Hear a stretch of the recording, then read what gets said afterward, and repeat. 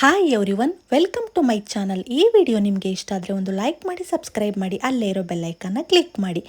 ಈ ವಿಡಿಯೋದಲ್ಲಿ ನಾನು ತುಂಬಾ ಇನ್ಸ್ಟೆಂಟಾಗಿ ಯಾವುದೇ ಮಸಾಲೆ ಪದಾರ್ಥಗಳನ್ನ ರುಬ್ದೇನೆ ಇನ್ಸ್ಟೆಂಟಾಗಿ ಮಾಡೋ ಅಂಥ ಕಡಲೆಬೇಳೆ ಮಸಾಲ ವಡೆ ರೆಸಿಪಿನ ನಿಮ್ಮ ಜೊತೆ ಶೇರ್ ಮಾಡ್ಕೋತಾ ಇದ್ದೀನಿ. ನೋಡಿ, ಇಲ್ಲಿ ನಾನು ಕಡಲೆಬೇಳೆನ 2 ಅವರ್ಸ್ ಮುಂಚೆನೇ ನೆನೆಸಿ ಅದನ್ನು ನೀರನ್ನೆಲ್ಲ ಸೋಸಿ ನೀಟಾಗಿ ಇಟ್ಕೊಂಡಿದ್ದೀನಿ.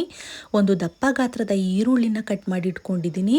ಒಂದೆರಡು ಹಸಿರು ಮೆಣಸಿನಕಾಯಿ, ಕೊತ್ತಂಬರಿ ಸೊಪ್ಪು ಮತ್ತು ಕರಿಬೇವಿನ ಸೊಪ್ಪನ್ನು ಕೂಡ ಕಟ್ ಮಾಡಿ ಇಟ್ಕೊಂಡಿದ್ದೀನಿ. ಒಂದು ಹಿಡಿಯಷ್ಟು ಸಬ್ಬಸಿಗೆ ಸೊಪ್ಪನ್ನ ತೊಗೊಂಡಿದ್ದೀನಿ. ಇಲ್ಲಿ ನೋಡಿ, ಮಸಾಲೆಗಳಲ್ಲಿ ಸ್ವಲ್ಪ ಅರಿಶಿಣದ ಪುಡಿ ಮತ್ತು ಅಚ್ಕಾರದ ಪುಡಿನ ತೊಗೊಂಡಿದ್ದೀನಿ.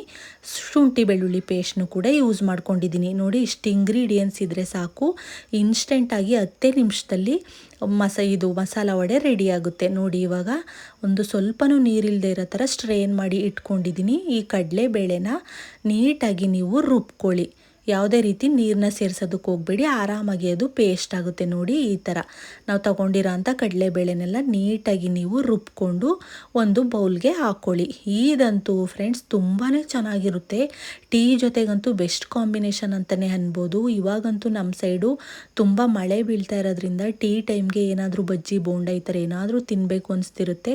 ಅದಕ್ಕೆ ಇನ್ಸ್ಟೆಂಟಾಗಿ ಮಾಡ್ಕೊಬಿಡ್ಬೋದು. ನೋಡಿ, ಇವಾಗ ಇದಕ್ಕೆ ರುಚಿಗೆ ಎಷ್ಟು ಬೇಕೋ ಅಷ್ಟು ಉಪ್ಪನ್ನ ಸೇರಿಸ್ಕೊತಾ ಇದ್ದೀನಿ. ನಂತರ ಒಂದು 1/4 ಟೇಬಲ್ ಸ್ಪೂನಷ್ಟು ಅರಿಶಿಣದ ಪುಡಿ ಮತ್ತು ಖಾರಕ್ಕೆ ಅಚ್ಕಾರದ ಪುಡಿನ ಯೂಸ್ ಮಾಡ್ತಾ ಇದ್ದೀನಿ. ಇದು ಕಡಲೆಬೇಳೆ ಯಾವುದೇ ರೀತಿ ಮಸಾಲೆನೇ ರುಬ್ಬದೆ ಮಾಡ್ತಾ ಇರೋದ್ರಿಂದ ಸ್ವಲ್ಪ ಖಾರ ಜಾಸ್ತಿನೇ ಬೇಕಾಗುತ್ತೆ. ಅದಕ್ಕೆ ನಾನು ಅಚ್ಕಾರದ ಪುಡಿನ ಸ್ವಲ್ಪ ಜಾಸ್ತಿ ತೊಗೊಂಡಿದ್ದೀನಿ.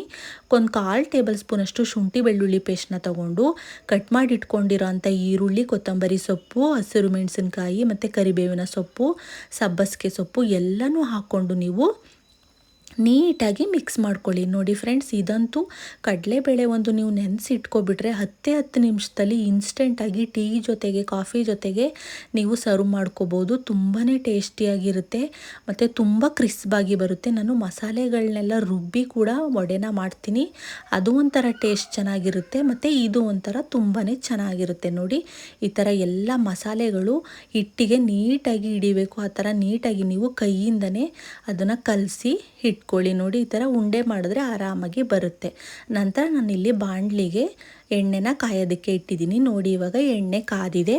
ಅದನ್ನು ನೀಟಾಗಿ ನಿಮಗೆ ಯಾವ ಶೇಪ್ನಲ್ಲಿ ಬೇಕು, ತೆಳುವಾಗಿ ಬೇಕಾ ಅಥವಾ ಸ್ವಲ್ಪ ದಪ್ಪದಾಗಿ ಬೇಕಾ ನೋಡಿಕೊಂಡು ನಿಮ್ಮ ರುಚಿ ಯಾವ ಥರ ನಿಮ್ಮ ಟೇಸ್ಟಿಗೆ ತಕ್ಕಂತೆ ನೀವು ವಡೆನ ತಟ್ಕೊಳ್ಳಿ. ನಮ್ಮ ಮನೆಯಲ್ಲಿ ದಪ್ಪ ದಪ್ಪ ಹಾಕಿದ್ರೆ ಇಷ್ಟ ಆಗಲ್ಲ, ಅದು ಮಧ್ಯ ಮಧ್ಯ ಬೆಂದಿರಲ್ಲ ಅಂತ. ಅದಕ್ಕೆ ನಾನು ಸ್ವಲ್ಪ ತೆಳುವಾಗೇ ಅಂದರೆ ಸ್ವಲ್ಪ ಅಗಲವಾಗಿ ತಟ್ಕೋತೀನಿ. ನಮ್ಮ ಮನೆಯಲ್ಲಿ ಈ ಥರ ಮಾಡಿದ್ರೇ ಇಷ್ಟ ಆಗುತ್ತೋ, ಅಂದರೆ ಎಲ್ಲ ಸಮನಾಗಿ ಬೇಯುತ್ತೆ ಅಂತ. ದಪ್ಪ ಆಗಿಬಿಟ್ರೆ ಏನಾಗುತ್ತೆ, ಮಧ್ಯ ಬೆಂದೇ ಇರಲ್ಲ, ಅದು ಒಂದು ಸ್ವಲ್ಪ ಮಧ್ಯ ಎಲ್ಲ ಹಸಿ ಥರ ಇರುತ್ತೆ. ಅದಕ್ಕೆ ಇಷ್ಟಪಡಲ್ಲ ನಮ್ಮ ಮನೆಯಲ್ಲಿ ಯಾರು. ಅದಕ್ಕೆ ನಾನು ಈ ಥರ ಮಾಡ್ಕೋತೀನಿ. ನೋಡಿ, ಇವಾಗ ನೀಟಾಗಿ ಬೇಯಿಸ್ಕೊಳ್ಳಿ. ತುಂಬ ಕ್ರಿಸ್ಪಾಗಿ ಬರುತ್ತೆ ಫ್ರೆಂಡ್ಸ್. ನೀವು ಒಮ್ಮೆ ಟ್ರೈ ಮಾಡಿ. ಈಗಂತೂ ಡೈಲಿ ಮಳೆ ಬರ್ತಾ ಇರೋದ್ರಿಂದ ವೆದರು 4 o'clockಗೆ 4:30 ಹಂಗೆ ಸ್ಟಾರ್ಟ್ ಆಗಿಬಿಡುತ್ತೆ ಡೈಲಿ ಮಳೆ. ಅದರಿಂದ ಏನಾದರೂ ಆ ಚಳಿಗೆ ಬಿಸಿ ಬಿಸಿ ಟೀ ಕಾಫಿ ಜೊತೆಗೆ ತಿನ್ನಬೇಕು ಅನಿಸ್ತಾ ಇರುತ್ತೆ. ಆವಾಗ ನೀವು ಇನ್ಸ್ಟೆಂಟಾಗಿ ಕಡಲೆಬೇಳೆ ಒಂದು ಇಟ್ಬಿಟ್ಟಿದ್ರೆ ಸಾಕು. ನೀವು ಆರಾಮಾಗಿ ಯಾವುದೇ ಮಸಾಲೆ ಪದಾರ್ಥಗಳನ್ನ ರುಬ್ದೇನೆ ಇನ್ಸ್ಟೆಂಟಾಗಿ ಮಾಡ್ಕೊಬಿಡ್ಬೋದು. ನೋಡಿ, ಇವಾಗ ನಾನು 2ನೇ ಸಲ ಹಾಕೋತಾ ಇದ್ದೀನಿ.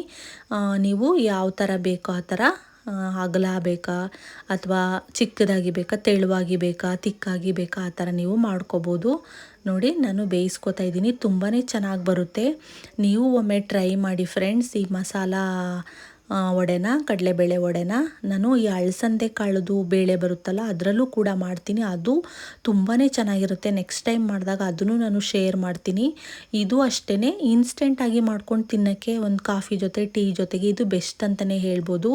ನೋಡಿ, ಇವಾಗ ರೆಡಿನೇ ಆಗೋಯ್ತು ನಮ್ಮ ಮಸಾಲ ವಡೆ. ಎಷ್ಟು ಕ್ರಿಸ್ಪಾಗಿ ಬಂದಿದೆ ಗೊತ್ತಾ ಫ್ರೆಂಡ್ಸ್. ನೋಡಿ, ನಾನಿಲ್ಲಿ ಮುರಿದು ತೋರಿಸ್ತಾ ಇದ್ದೀನಿ. ಕಟ್ ಮಾಡಿ ಟಕ್ ಅಂತ ಕಟ್ ಆಗುತ್ತೆ.